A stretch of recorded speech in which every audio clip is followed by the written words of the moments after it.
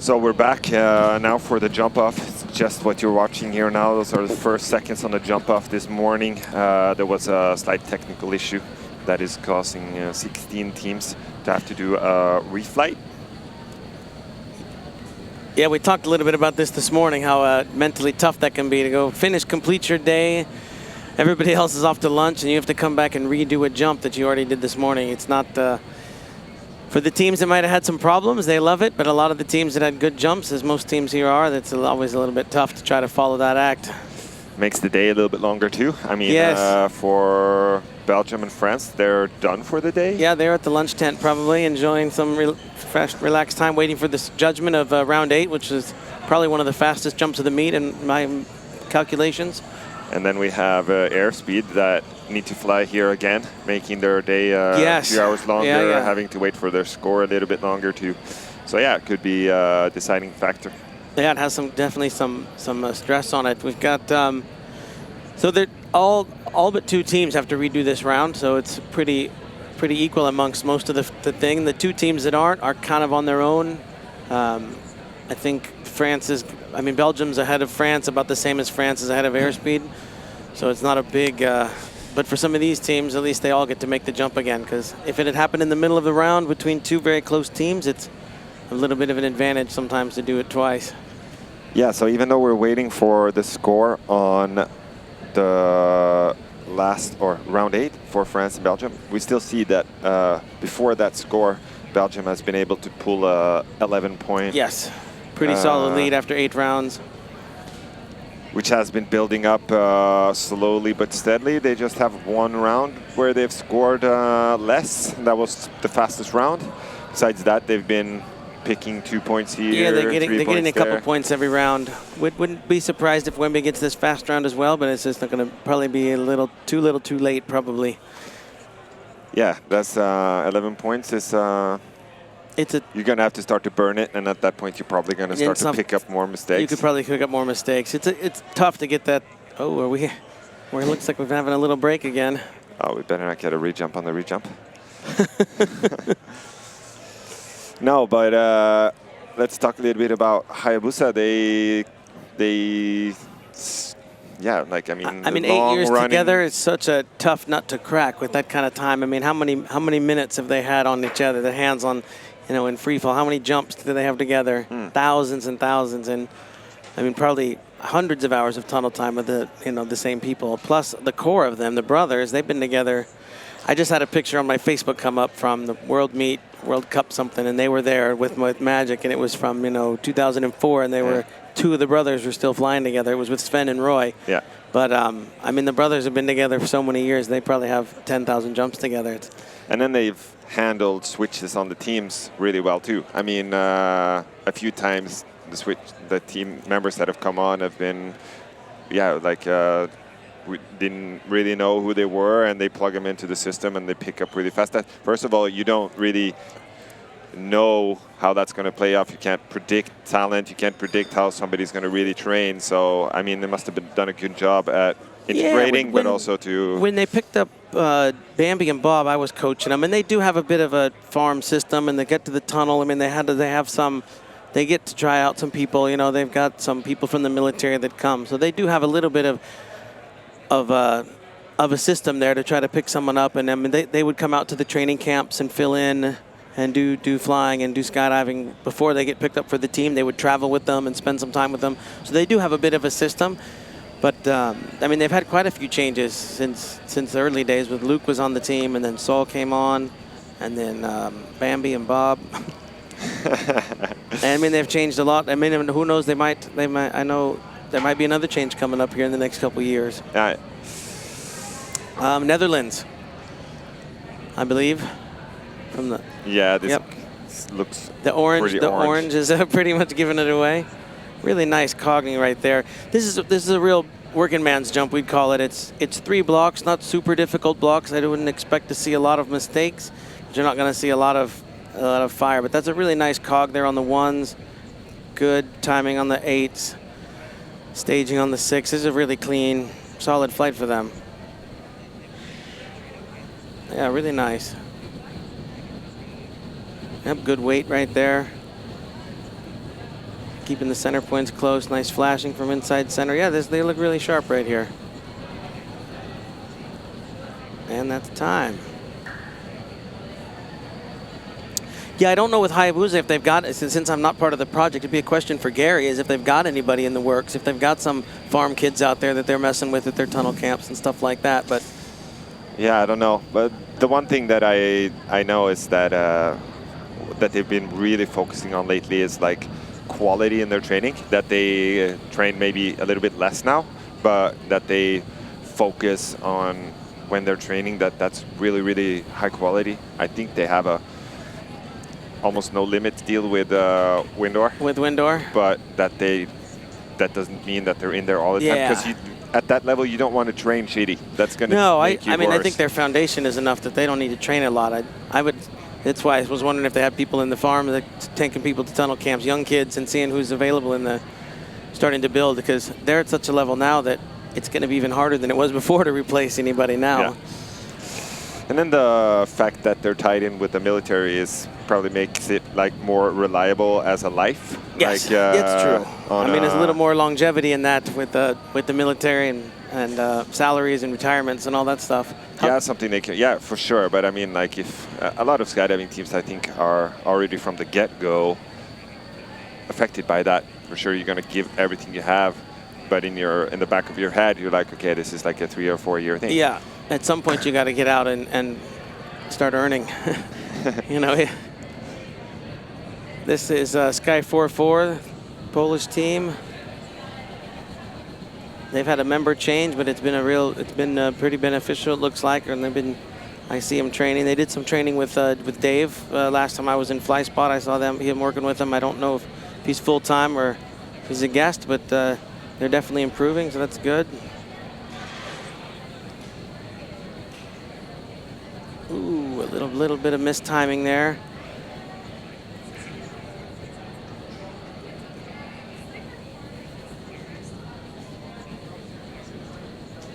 Nice. Oops, a little bit of a high grip. Hopefully. What about the one thing I've noticed for sure is, you know this community well, the English belly four-way community has always been huge compared to the other ones. Yeah, it is. What's the... I mean, the early edition of the tunnel in Bedford that's been around for so long. I mean, the tunnel allows people that might not normally compete get to a level where they feel a little more comfortable competing. And the Bedford tunnel's been around a long time. I don't know. I can't. It's been so long that I think. 06, yeah. It's been so long I don't remember when we first went there. Yeah. So that has a lot to do with it. And then they got the Manchester tunnel pretty quickly thereafter, not that long. So, I mean, that's helped. And they just, with Pete Allen and John McIver and the great XL crowd, they really, being full-time skydivers, I think they put a lot of energy into Steve Hamilton as well. Yeah, and I mean, Chris, he's gone to the free flying and stuff. But they put because they were all full-time and traveling back and forth between America, I think they put a lot of energy into building the sport in their country to support them, but also, it's creating the business and the work. So having good leaders and mentors like that in your country, and that put some time back into it's got to help. Got to be part of it. So yeah, but like just to make a comparison, like 50+ teams at a UK Nationals is not unheard of. No, they've had even more in the. I think it was 50 last year, but I think the most was like 90. And then there's a ridiculous number of teams. Compared to like the US, for example. Most we've ever had was 90, and now we're down to like 50 or something like that. So that's similar, but we have like 10 times the population.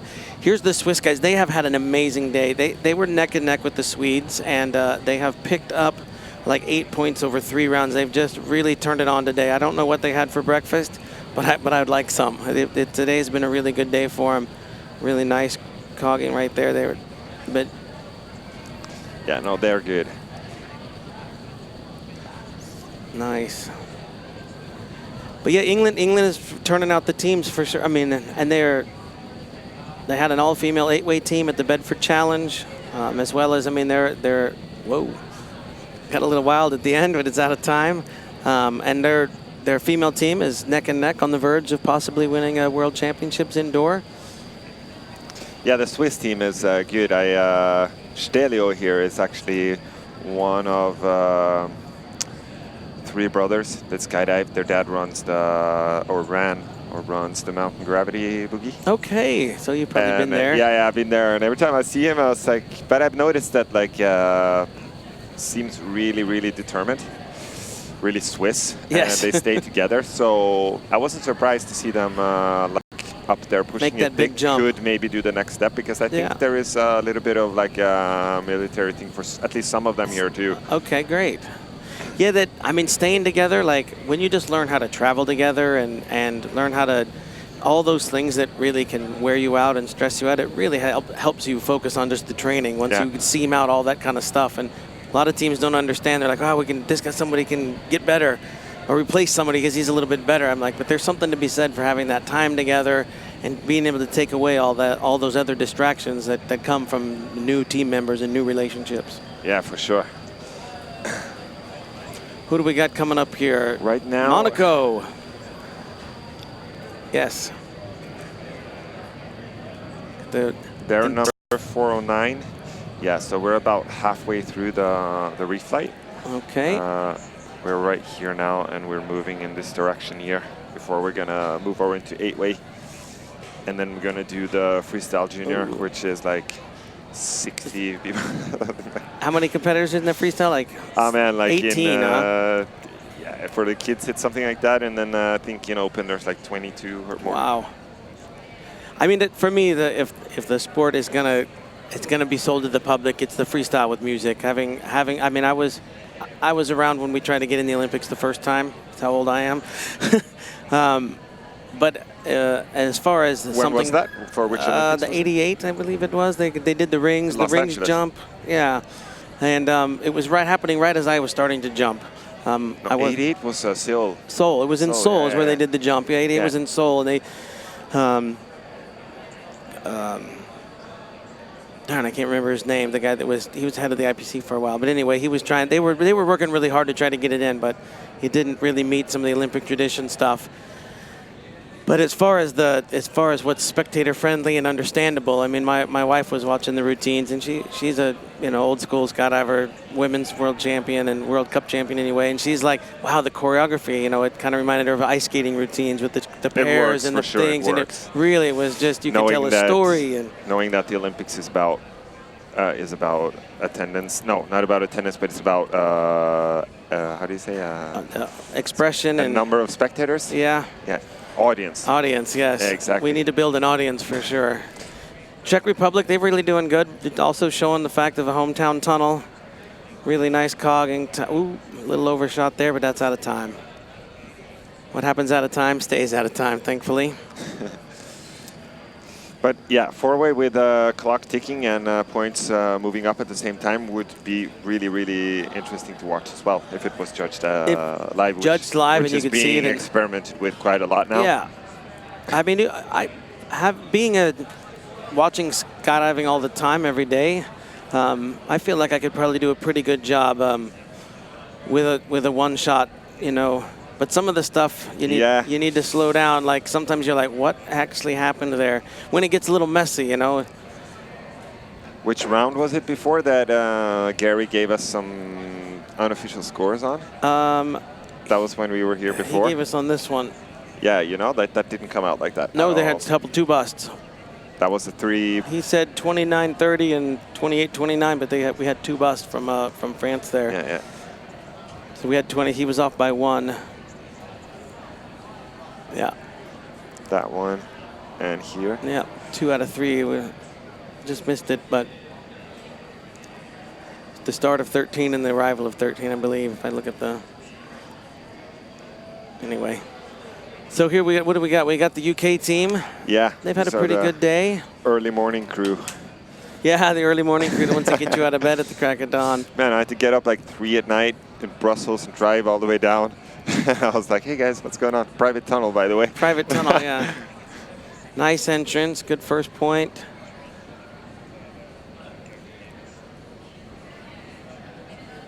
Clean finish. Oops, a little bit of a glitch there maybe. Nice weight, everybody. Got the 1. The front piece really whipped that thing around pretty nice. 1, 2, that was nice.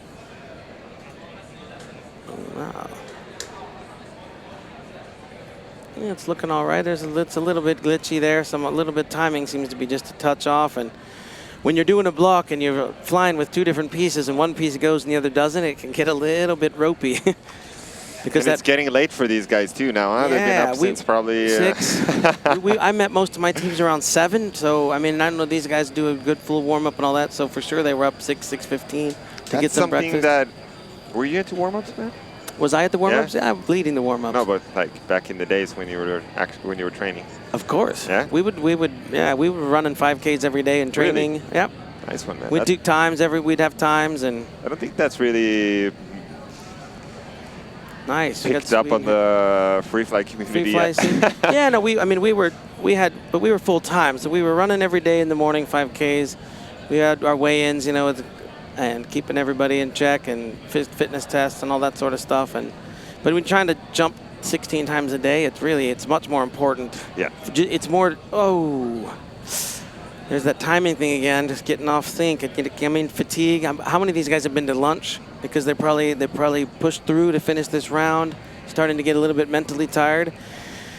Because the teams that I watched earlier, I think both ACM and Sweden would prefer their previous flight. You know, it's Oops. Always need to have that protein bar in the bag. Yeah, the Snickers. Where's the Snickers commercial? Got to get some bite. Yeah, there we go. See, we need to market this. The Swedes are now 10 points behind Switzerland. Yeah, there you go. And the Swiss had a pretty good round here. They managed it. We got Qatar coming up. They've had a pretty good day. Gary was really happy with their last couple of jumps. I spoke with him. Nice. Qatar could be up there with Switzerland and fighting for 4th place. They were ahead at some point. I think they're ahead of Switzerland still. They just haven't been scored for the round. Yeah, they should be ahead of Switzerland. And I think they took Russia. Russia had a tough round on the 12 jump. Really? Yeah, they had a little bit of an issue on one of the jumps they lost. It's going to be 24 to. Where's Russia? Russia's up here. 22, yeah, 22 versus 27 and 29. If you see that with their peers, their scores in relation to their peers is a bit off. I mean, every team has one. You got to be ready for it. So that was theirs. Maybe Qatar had one earlier. You know, you have to look at the scores, but I'm sure they're going to fight their way back up with Qatar and see who gets that spot. Still haven't got the top scores from round 8 yet. Fastest round of the meet. This is Russia now. Let's see how they. Oh, round 3 there was 42 and a 44. So we'll beat that. Really? I think so. In fact, these teams, this one. 40, 45, 44, 45. Well, the pace versus how many points you get to keep are two different things. Yeah. Russia's looking nice here. Oops, maybe another little bit. Everybody just seems to be having little glitches. I really wonder how like you said, the length of that day is affecting everybody. No, for sure. But they're getting a lot of it done now. They have 3 rounds tomorrow. The biggest day is for sure today. So. Yeah, we have to have 2 rounds in the morning. I think we're done by 9, 10 o'clock or something. So we do unless there's a jump off, of course, but. Or a reflight. Or more reflights. Yeah, I think they got that sorted out. I spoke with Thomas. Yeah. He was like, yeah, some. All right, Airspeed, our last team of the jump off, currently in 3rd, standing within striking distance of 2nd place. The good round here. It's especially with the fast round not yet judged. It's still anybody's game. So this is the one that we were waiting for. So for them, we are looking at 27 or better. 27 or better.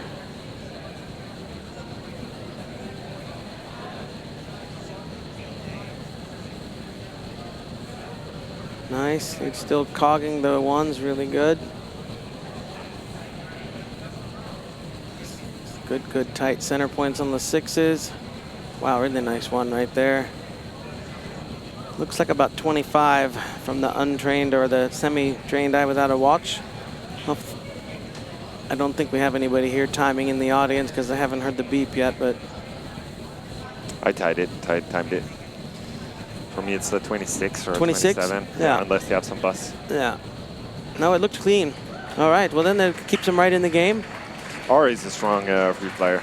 Yes, he is. I met him free flying in participated at a camp I was organizing in Arizona, and the one thing that struck me was like he was so focused and like calm guy, quiet, but his questions were like really on point, and like definitely was like that's where I'm going, and it was like okay, like I'm gonna taking that mentality. I wasn't super surprised to see him. Into the four-way, get into it. So let's refresh and see if we have any scores here for the final round of the round 8, the fast one. Not yet. 36 for, who's the top scorer on that one? Russian Federation. So we're still waiting on airspeed. Yeah, so we're waiting on the top teams. All right, well, I guess we're probably going to go to a break. Yeah, we're going to have a look here now. The next thing now should be 8-way, round 5 starting in 10 minutes. So production is probably going to cut to some commercials at some point. In any case, I thank you. No problem. Thanks for having me. I'll see you tomorrow. Yeah. And look forward to your event next year at Airspace. Yeah, man. Thanks a lot. All right. It's going to be epic, man. Good.